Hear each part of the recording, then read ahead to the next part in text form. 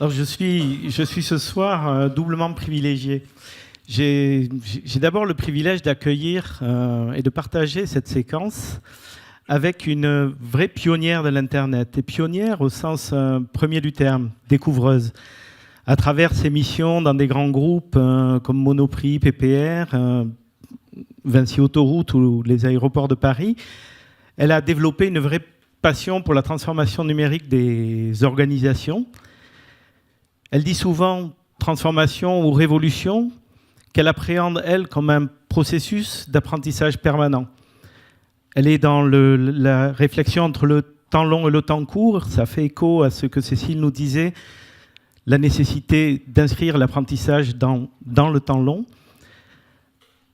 Elle a rejoint en avril 2018 le ministère des Armées, en charge de l'orchestration de la transformation numérique du ministère au sein de la toute nouvelle Direction générale du numérique.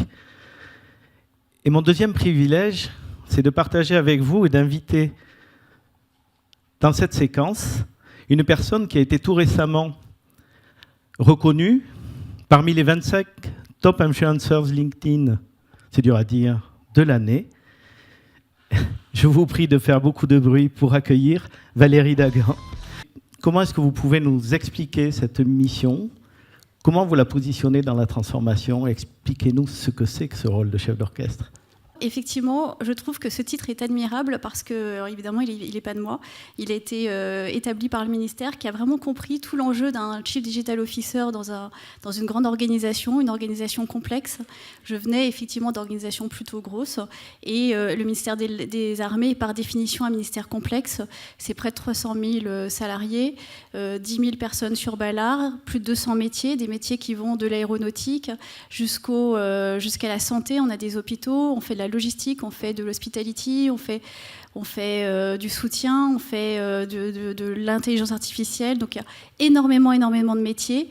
Et orchestrer l'ensemble, il fallait le faire parce que la transformation numérique, pour qu'elle ait du sens et qu'elle se dégage du foisonnement, à un moment donné, il y a ce rôle qui intervient, qui est d'orchestrer. Alors orchestrer, ça veut dire plusieurs choses.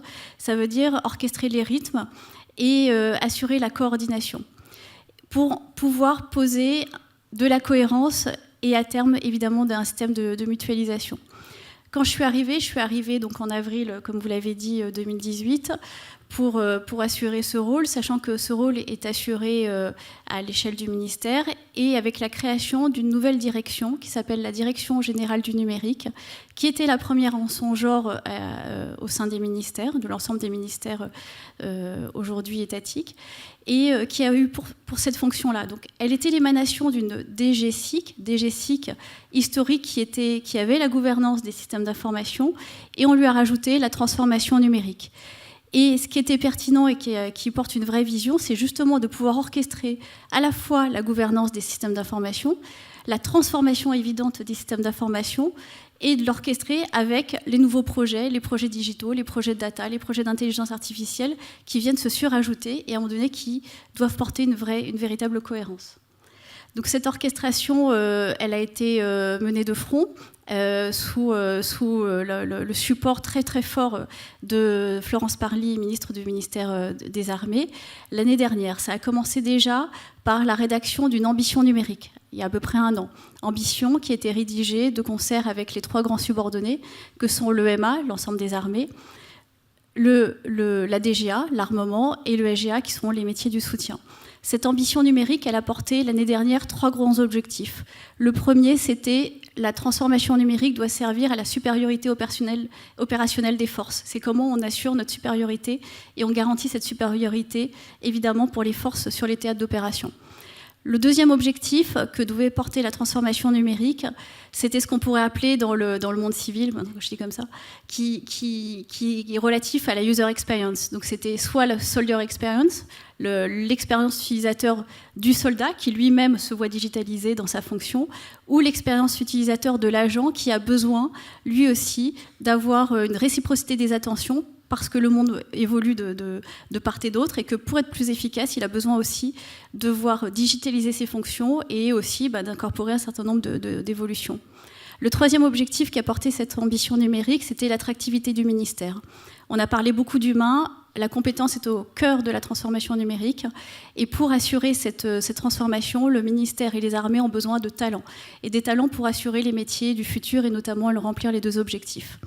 À la suite de cette ambition numérique, toute l'année dernière a permis au travers d'un travail de concertation, d'élaboration, d'ateliers de travail avec l'ensemble des parties prenantes, donc des Chief Digital Officers dans l'ensemble des métiers, le GA, le MA, etc., les armées, de poser l'ensemble des axes directeurs. Et donc, il y a eu à peu près 7 mois de travail pour poser un schéma directeur, le schéma stratégique directeur, qui a posé un certain nombre d'axes qui maintenant sont officiels et qui permettent aujourd'hui de passer à la déclinaison opérationnelle du plan et du schéma directeur de la transformation. Et j'avoue que ces actes fondateurs, qui ont donné lieu à énormément de concertations, énormément d'allers-retours entre les parties prenantes, font qu'aujourd'hui, il n'y a plus de débat et tout le monde va dans le même sens. Alors évidemment, avec une vraie complexité à gérer, mais ça donne vraiment un socle fondateur qui positionne l'ensemble des axes et l'ensemble des défis qu'on a relevés aujourd'hui au ministère des Armées. Moi, j'aime beaucoup vous entendre parler d'ambition numérique plutôt que de transformation. Je pense que ça va aussi dans le sens de tout ce qu'on a entendu aujourd'hui, d'engager les collaborateurs, les agents, les destinataires de la transformation, plus que de tenter de l'imposer. Quand nous avons préparé ensemble, vous m'avez cité, et vous citez le projet Défense Connect, le programme Défense Connect, comme étant justement le socle, l'axe de cette ambition, celui qui va porter réellement les résultats de l'ambition. Est-ce que vous pouvez nous aider à explorer un petit peu le programme ? Alors, ce programme, effectivement, donc on l'a marketé, qui s'appelle Défense Connect, et il pose justement l'ensemble de ces axes, avec deux grandes entités. Une entité qui concerne les métiers. C'est quels sont les axes stratégiques pour l'ensemble des métiers, du SGA, de l'EMA, de la DGA, qui vont servir, et quels sont les projets qu'on a mis dans une feuille de route qui vont servir ces objectifs, donc les objectifs qu'on a cités. Et puis il y a le socle, donc l'ensemble des chantiers aussi qu'on a, nous, à travailler en tant que Direction Générale du Numérique avec l'ensemble des parties prenantes, donc évidemment les systèmes d'information et puis des nouveaux systèmes, pour pouvoir faire en sorte de créer les conditions de la transformation numérique. Donc c'est par exemple créer les conditions d'un point de vue méthodologique. On a rédigé et établi des nouvelles façons d'adresser les projets. Jusqu'à maintenant, on les adressait en cycle en V. C'était comme ça, c'était rigide par des instructions ministérielles. Aujourd'hui, là aussi avec un travail avec l'ensemble des parties prenantes, on a une instruction ministérielle qui nous permet de conduire les projets en mode agile. Pour pouvoir faire en sorte qu'on puisse les conduire en mode agile, on commence, parce que c'est tout récent, à mettre en place un commando numérique. Commando numérique avec des expertises qui n'existent pas au sein du ministère des Armées, que sont par exemple des coachs agiles, des UX designers, des data analysts, qui vont aider les porteurs de projets qui n'ont pas forcément les compétences, à la fois à embarquer, à structurer leurs projets et puis à monter en compétences.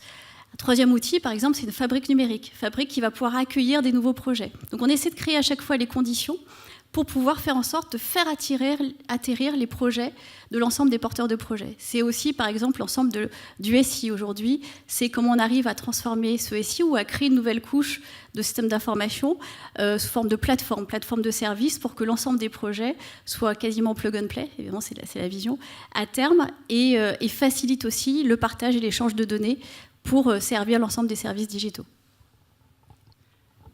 C'est quasiment récurrent quand on s'interroge sur la manière dont les grandes organisations se transforment.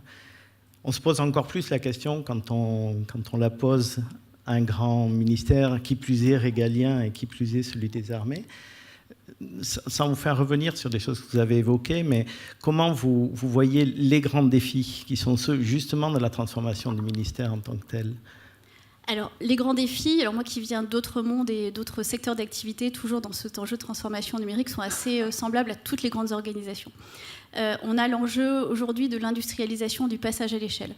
Alors le ministère a été très foisonnement en matière d'initiatives, d'idées, donc on avait beaucoup de cellules, de labs, etc., qui ont porté des nouvelles idées en matière de nouveaux usages, de nouvelles façons, nouvelles technologies.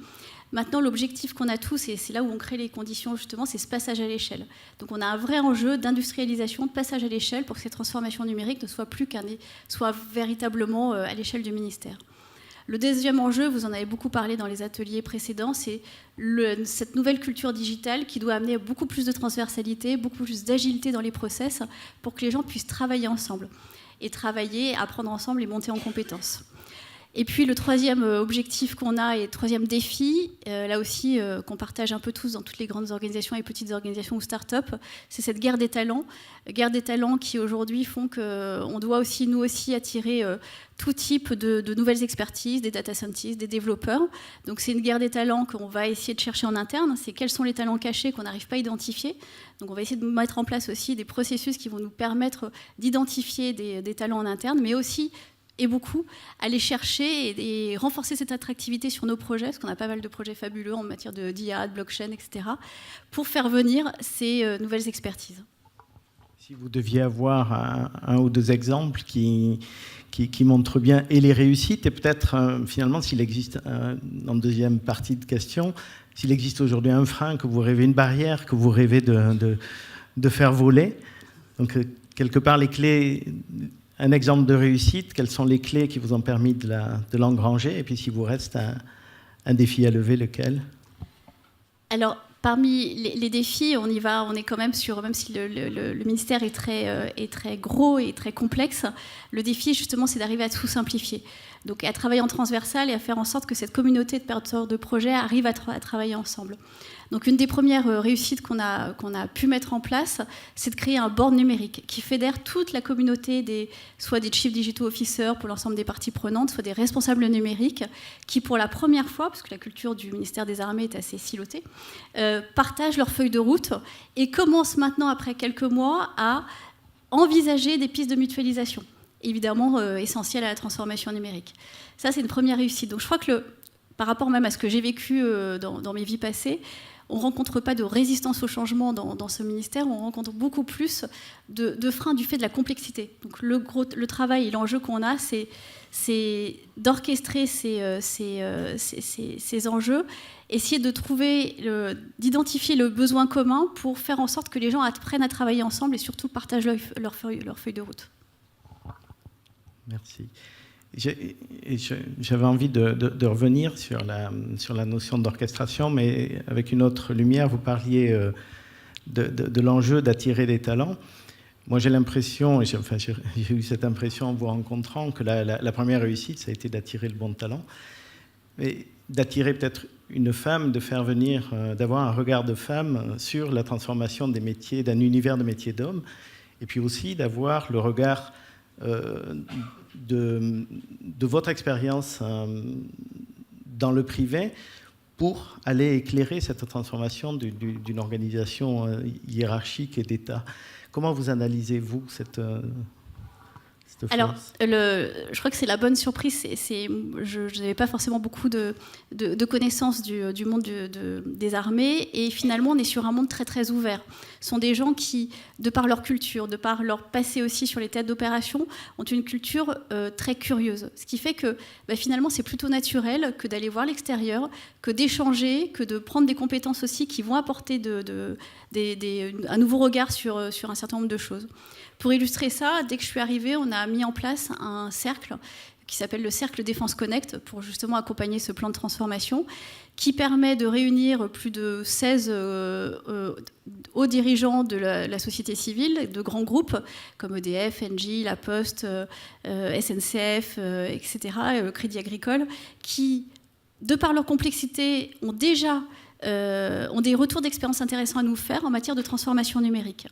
Et qui rencontre, à raison de quasiment une fois par mois, les hautes autorités du ministère des Armées pour justement faire des retours d'expérience et échanger sur leurs problématiques communes. Et on arrive de ce fait, du coup, à créer des vraies interactions entre des complexités de grandes organisations qui ont pu déjà être résolues ou en cours de résolution avec le ministère des Armées. Donc je crois que ça fait vraiment partie de l'ADN que d'être ouvert à l'ensemble des bons retours d'expérience, ça s'appelle les rétex chez nous.